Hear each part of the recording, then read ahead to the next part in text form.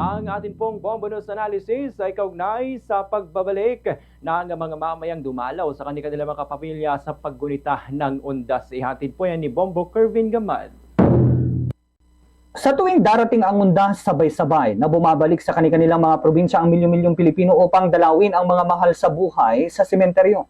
Kasabay nito ang inaasahang pagdami ng trapiko at sa kasamaang palad, pagtaas din ng insidente ng road rage at aksidente sa kalsada.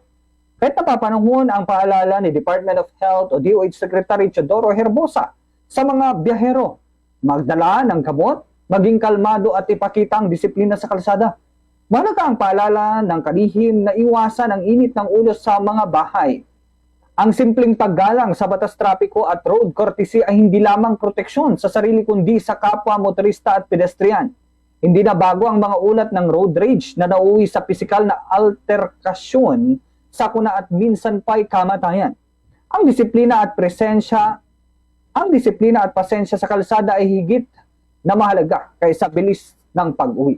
Kasabay nito, paalala rin ng DOH na huwag kalimutan ang mga maintenance medicine, lalo na ang mga may hypertension, diabetes at iba pang kondisyon.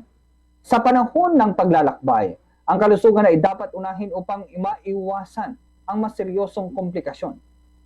Nakakagaan ng pusiring malaman na handa ang pamahalaan sa pamamagitan ng zero balance billing para sa mga road traffic injuries at mga pagtaas ng Code White Alert para sa mga health personnel.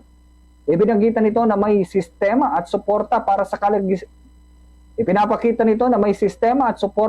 kaligtasan ng publiko, ngunit higit sa lahat, nakasalalay sa bawat motorista ang pagiging maingat at responsable.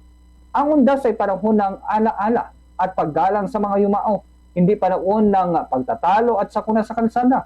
Simpleng pagtupad ng batas trapiko, pagdadala ng gamot at pagiging kalmado, bawat biyahero ay makakaambag sa ligtas at maayos na pagdiriwang. Sa huli, ang disiplina at malasakit sa kapwa ang tunay na susi upang makarating tayo sa ating mga mahal sa buhay ng ligtas at maayos. Yan ang ating Bombo News Analysis. Ako si Bombo Kervin Gamad, Basta Radyo, Bombo!